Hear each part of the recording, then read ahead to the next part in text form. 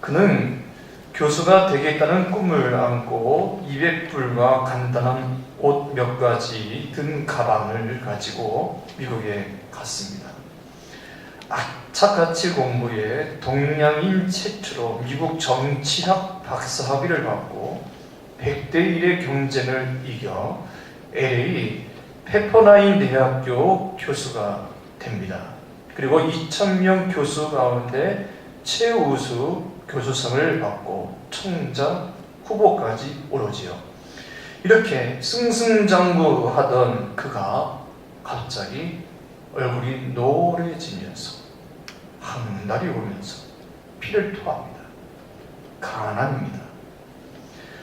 항암치를 받으면서 이 김충근 박사가 하나님께 외칩니다. 하나님, 와이미 왜 하필이면 접니까? 왜 내가 죽어야 합니까? 하고 질문을 했답니다. 하나님, 와이미 왜 하필이면 접니까? 왜 하필이면 이때입니까? 사랑하는 성도 여러분, 살다 보면 우리도 역시 왜 하필이면 접니까? 그 많고 많은 사람들 가운데 왜 하필이면 접니까? 왜 저의 집입니까? 저의 자녀입니까? 하고 질문 던질 때가 있죠. 왜 하필이면? 저에게도 하필이면 하는 질문을 했던 몇 가지 큰 사건이 있었습니다. 첫 번째는 제 친구의 죽음이에요. 그 친구는 나이 23살에 세상을 떠났어요. 고향 교회의 아드님이었습니다. 3대 독자였습니다. 심장마비로 이러면서 수련할 때, 중고등부로 수련할 때 물가에서 수영하다가 심장마비로. 이 친구는 그 당시 서울신대 4학년 3대 독자. 쟤는 은사가 얼마나 좋은지 그 당시 극동방송 찬양대회에서 대상까지 받은 친구예요. 왜 하필이면 하나님 그 친구입니까? 왜 그 친구를 데려가야 합니까? 불렀어요. 두 번째는 저희 아버님의 교통사고였어요. 제가 신대원 3학년 때 특별 새벽기도를 하고 있을 때 집에서 전화가 왔어요. 날벼락이었어요. 형, 아버님이 새벽에 뺑소니 차에 치여서 지금 강릉 응급실에 입원해 계십니다. 위독하시다. 갔더니 아버님이 숨을 끊었어요. 이해가 안 되었어요. 왜 하필이면 왜 우리 아버님이지? 왜 하필이면 그 수많은 사람들 가운데 저희 아버님입니까? 여러분도 이와 같은 경우가 많지요. 다양한 사건을 통해서 왜 하필이면 저입니까? 오늘 본문 말씀은 모세가 120세 인생을 마치고 가나안이 지척해 보이는 르보산에서 있었던 일입니다. 40년의 긴 모진 광야 생활을 했어요. 지금 눈앞에 가나안 땅이 보입니다. 근데 하나님께서 모세에게 모세야, 지금 네 앞에 보이는 저 가나안 땅에 너는 들어가지 못해. 너는 들어가지. 이럴 때 모세의 입에서 하나님 왜 하필이면 저는 안 되는 겁니까? 나름대로 열심히 최선을 다했는데 수고했는데 40년 동안 모진 고난, 모진 고통 다 참으면서 200만 명 되는 이스라엘 민족을 여기까지 이끌고 왔는데 눈앞에 지금 저 가나안 땅이 보이는데 왜 나는 안 됩니까? 왜 나는 못 들어갑니까? 하면서 얼마나 속이 상하겠어요. 근데 모세는 한 번 더 강구한 다음에 하나님께서 그래도 너는 안 돼, 너는 못 들어가 라고 했을 때에 모세는 왜 하필이면 저는 안 됩니까? 라고 말을 하지 않아요. 있는 모습 그대로 하나님의 뜻을, 하나님의 계획을 받아들여요. 순종해요.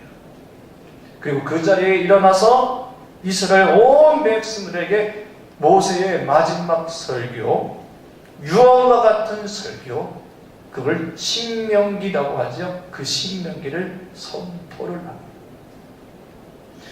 저는 오늘 이 본문을 통해서 또 모세를 통해서 우리가 배워야 할 매우 위대한 영성 세 가지.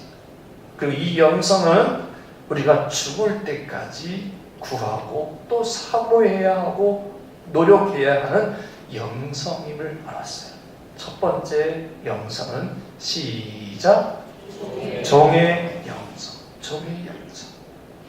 모세는 철저하게 자기 자신이 종임을 알았어요. 둘루스, 종, 노예, 청직이라는 거잖아요. 지금 내가 가지고 이 모든 것은 내 것이 아닙니다. 나는 다만 그 일을, 그 시간을, 그 물질을, 그 모든 사역을 잠시 내가 맡은 것뿐입니다. 하는 게 종이잖아요. 주인이 언제든지 달라고 하시면 예하고 드려야 할 신분이 종이잖아요. 지금 모세는 종의 영성이 있었어요. 그래서 오늘 그렇게 열심히 오직 가나안 땅을 바라보며 40년이라는 그 모진 고생을 다 참아내며 생명을 걸고 달려온 그 길, 아브라함에게 약속하셨던 젖과 꿀이 흐르는 그 가나안 땅 자신 앞에 보여있구만.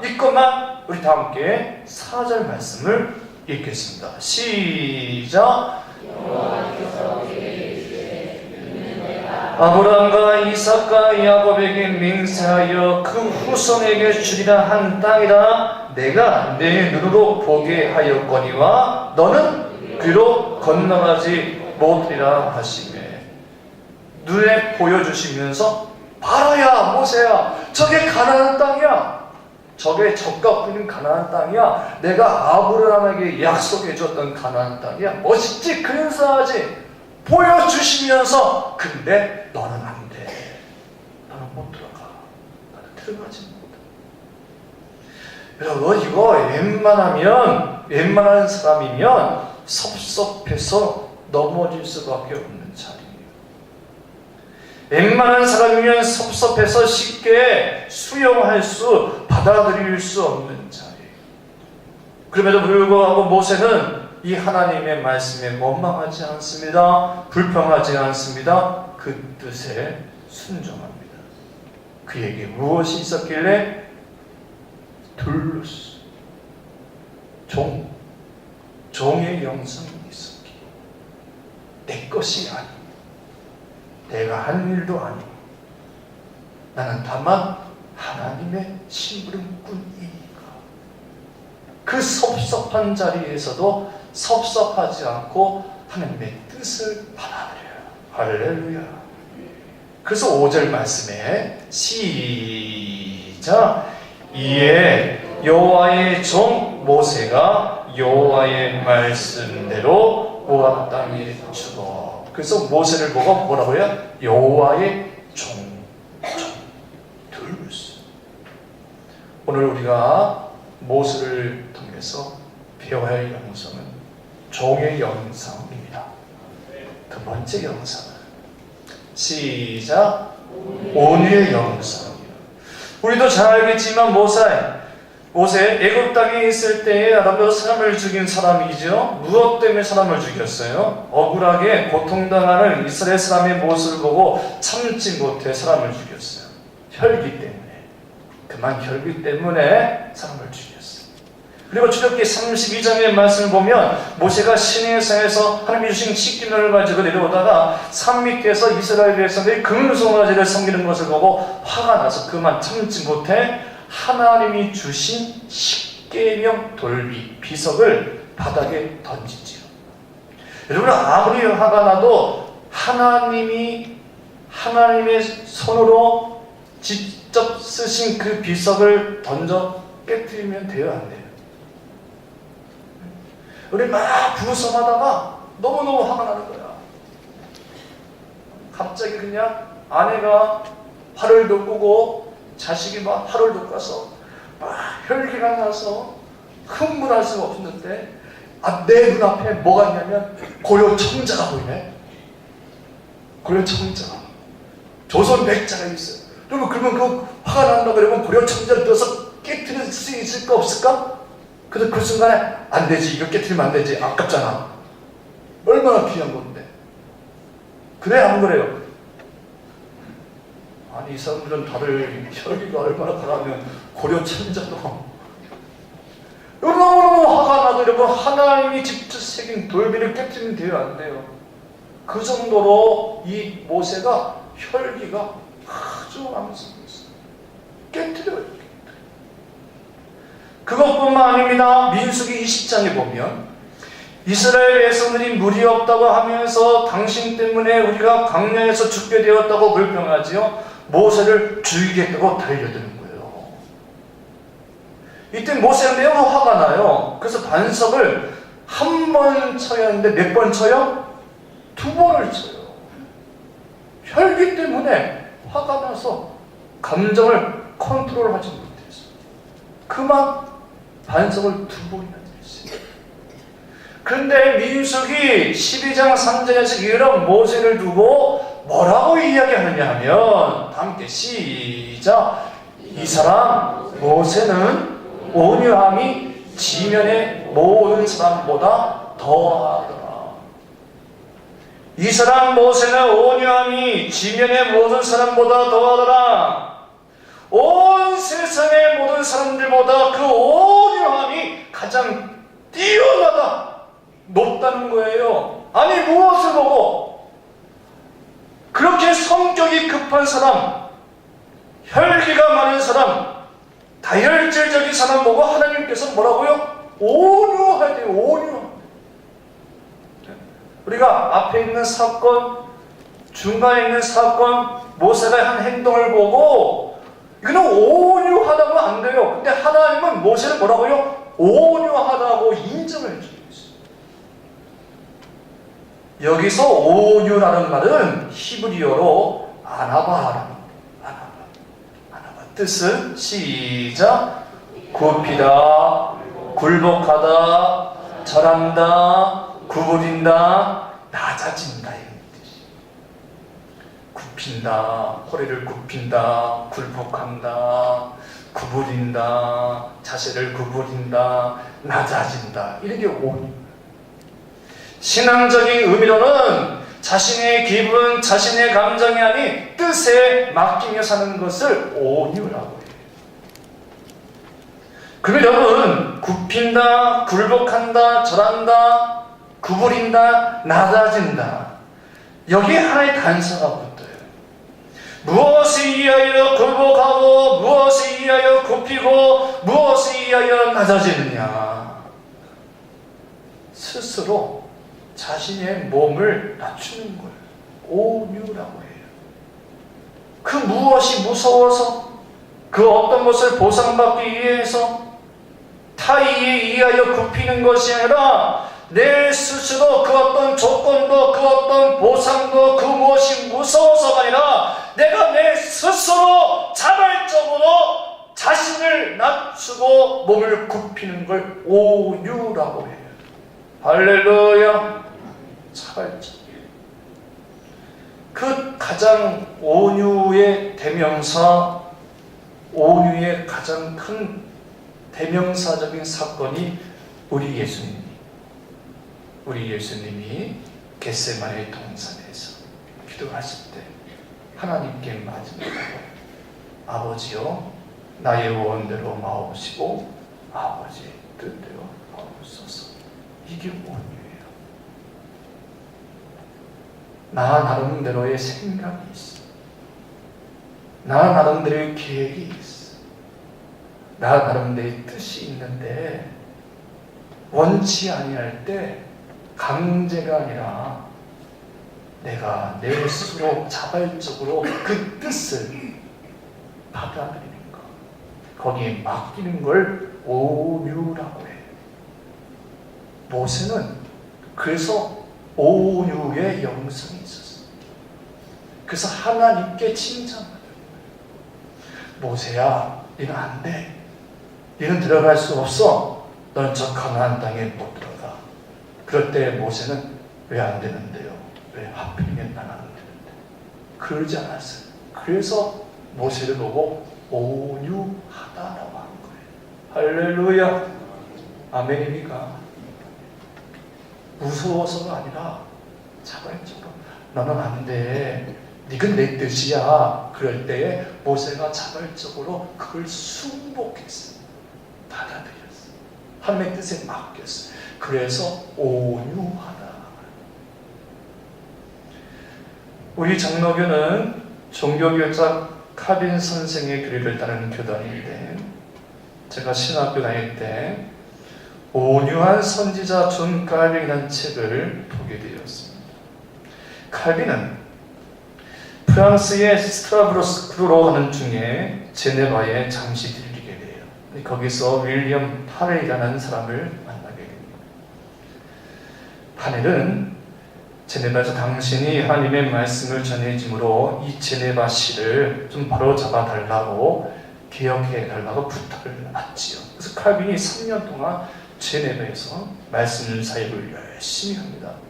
일주일에 3번 아니라 하루에 3번씩 설교를 해요. 정치가로, 개혁, 목사로 제네바를 위해서 정성을 다하죠. 근데 너무 개혁을 하다 보니까 반발하는 사람들이 너무 많아. 결국 3년 만에 제네바 의회로부터 칼빈이 추방을 당하게 돼요. 제네바시로부터 추방당한 칼빈, 그때부터 그 모든 것을 버리고 스트라스부르크에 가서 조용히 성경 연구를 하는데, 칼빈이 떠나자마자 제네바시가 원망이 되는 거야. 아주 엉망진창이 되는 거예요. 그래서 다시 제네바 의회에서 칼빈을 모셔와야겠다고 결정하고는 칼빈에게 찾아갑니다. 부탁을 하죠. 다시 와달라고. 다시 와주세요. 당신이 꼭 있어야 합니다.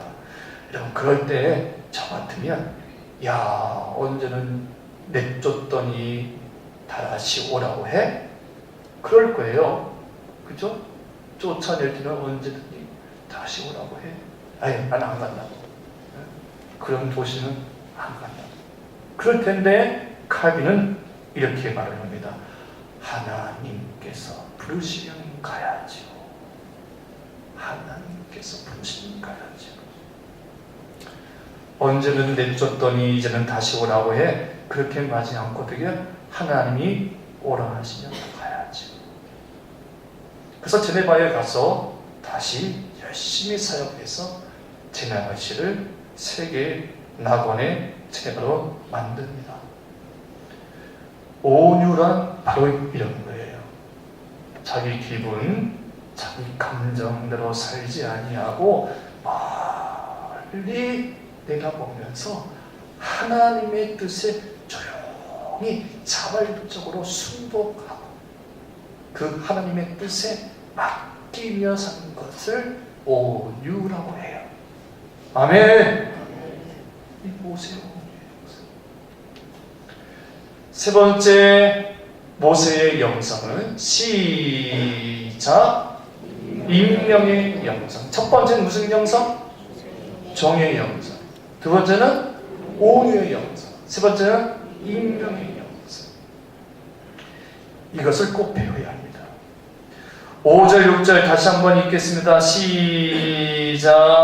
이에 여호와의 종 모세가 여호와의 말씀대로 모압 땅에 서주고 벳불 맞은편 모압 땅에 있는 골짜기에 장사되었고 오늘까지 그의 묻힌 곳을 아는 자가 없느니라. 오늘까지 모세가 묻힌 곳을 아는 자가 없느니라. 모세는 철저하게 자기 자신을 숨겼어요. 그래서인지 죽어서조차도 자신의 시신이 어디에 있는지 우리는 알 수가 없어요. 시신뿐만 아니라 그 시신에 대한 묘비도 없어요. 기념비도 없어요. 여러분, 이 정도면 기념비 세워도 되지 않겠어요? 40년 동안 광야에 이스라엘 백성들을 이끌었는데 그 업적이면 모세의 시신에 대한 엄청난 기념비를 세워도 되지 않겠어요? 근데 기념비조차도 지금도 그의 시신이 어디에 묻히니가 아느니가 없습니다. 오히려 아무도 모르는 깊은 산골에 들어가서 그 어느 누구도 모르는 곳에 자신의 죽음을 맞이했어요. 철저하게 자기 자신을 숨긴 거예요. 감춘 거예요. 우상이 될까봐, 내가 영이 될까봐. 요즘처럼 수많은 사람들에게 인기와 인정, 영광받고 싶은 이 시대에 모세는 그저 하나님만 하시면 되지요, 하나님만 하시면 족하지요 하는 그런 마음으로 익명의 영성을 가지고 끝까지 그 마지막을 살았어요. 제가 개인적으로 존경하는 목사님 한 분이 계시는데, 그 목사님의 간증을 들어보면 이런 이야기가 있어요. 자신은 북한에서 나올 때 너무 어린 나이에 혼자 나와서 가지고 나온 것은 성경책 하나밖에 없었답니다. 남한에 와서 오늘까지 그럼에도 불구하고 밥 굶지 않고 장학금 받아 유학까지 갔다 오고, 지금의 나뿐만 아니라 나의 자녀 손손 모두가 다 잘된 것은 할아버지의 인명적 봉사, 헌신. 그 목사님의 할아버지는 자신의 집에 거지가 오면 인색하게 조금 주지 아니하고 넉넉하게 항상 가득히 차려주었다는 거예요. 그리고 무엇보다 누가 어려워서 공부 못한다고 하면 이름 없이 장학금을 주어서 그 학생들을 공부시켜 주었다는 거예요. 결국 나중에 어떻게 하여 알게 되었지만 그 할아버지의 인명적 봉사와 헌신으로 말미암아 그 목사님과 자손들이 다 잘되는, 복을 누리는 그 은혜를 입게 되었다는 겁니다. 여러분, 알든 알아주진 않든 남이 모르든 사랑을 베풀고 도와주었다 여러분, 때가 되면 반드시 그 봉사는, 그 인명적 헌신은 돌아오게 되어 있어요. 그래서 갈라디아서 6장 9절 말씀에 우리가 시작, 갈라디아서 6장 9절, 그 다음 거 없나요? 없어요. 우리가 서로를 행하되 낙심하지 말지니 포기하지 않으면 때그름에 거두리라. 주보에 나와 있어요. 더 지금 주보지 마시고 여러분, 남이 알아주든 알아주지 아니하든, 남이 인정하든 인정하지 아니하든 주님만 하시면 되지요, 하나님만 하시면 되지요 하는 마음으로 아이들 가르치고 봉사하고 수고하고 하나님의 일을 감당할 수 있기를 바랍니다. 그냥 인정받고 싶어서 사람들 보는 앞에서는 열심히 하는 척 하다가 없으면 땡땡이 치고 게으르지 말고 그냥 알아주지 아니하든 하나님이 하시는 되지. 그렇게 인정받는 주의 성도들 되기를 바랍니다. 찬양 가운데 이런 찬양 있잖아요. 사랑합니다. 나의 예수님 사랑합니다. 나 아주 많이요. 시작. 사랑합니다. 나의 예수님 사랑합니다. 아주 많이요. 사랑합니다.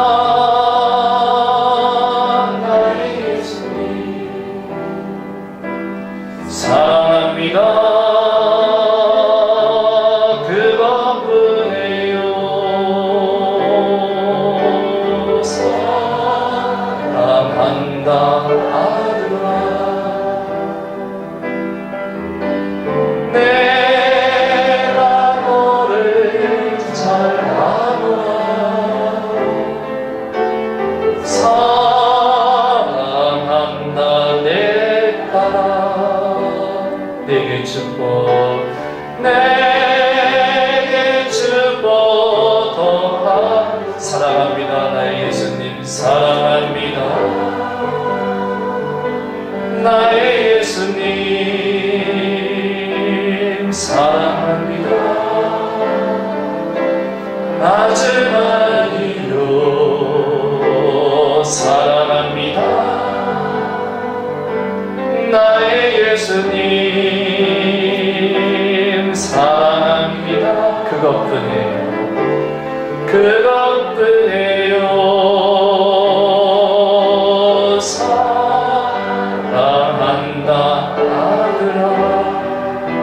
내가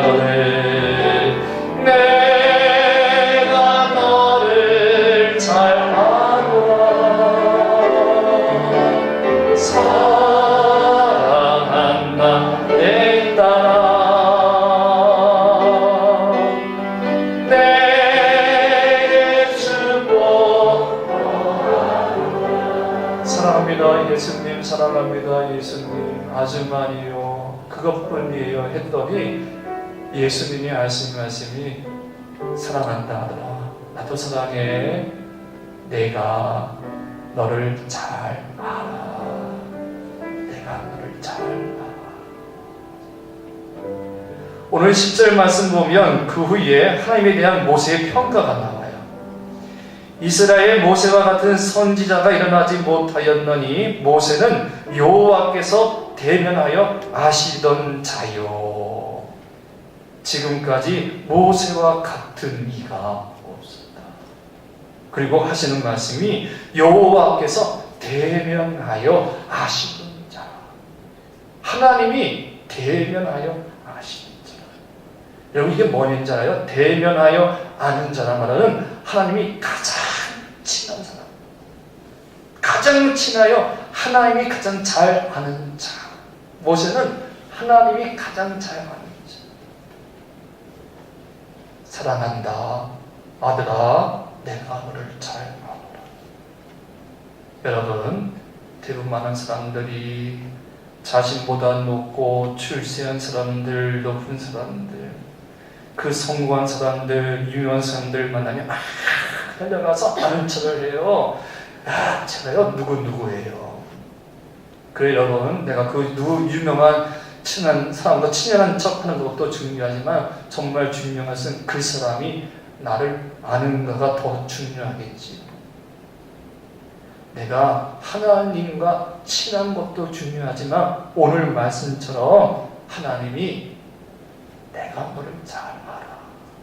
여호와께서 대면하여 아시는 자요. 하나님이 그렇게 생각하는가가 더 중요하겠지. 아멘. 하나님이 더 내가 너를 잘 알아. 내가 너를 잘 알아. 여러분 이제 저와 여러분 모두가 지금부터 욕심내야 할 것이 있다면 이것이 아닐까 싶어요. 하나님께서 인정하시는 나, 하나님께서 인정하시는 사람, 내가 너를 잘 알아. 내가 너를 잘 알아. 기도하겠습니다. 하나님 아버지,